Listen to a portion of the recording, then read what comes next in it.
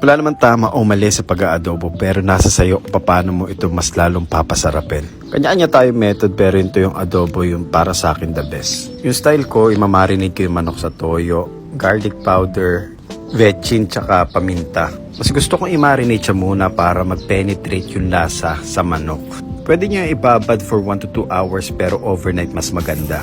Pagmamantikain ko muna yung taba ng manok tapos isisiring method ko siya. Sa ganitong way kasi mas lumalabas yung flavor sa manok. Pagkatapos nyo isir, pwede nyo nang igisa yung bawang at sibuyas. Tapos saan natin ibabalik yung mga naprito natin. Halu-haluin lang bago ilagay yung marinade. Tapos nilagyan ko rin yan ng tubig. Bago ko inilagay yung buong paminta at yung laurel, papakuluin ko lang yan for at least 20 minutes. After 20 minutes saka ko ilalagay yung suka, tapos papakuluin ko na lang hanggang matuyo. Lalagyan ko na lang ng asukal, pambalanse ng lasa.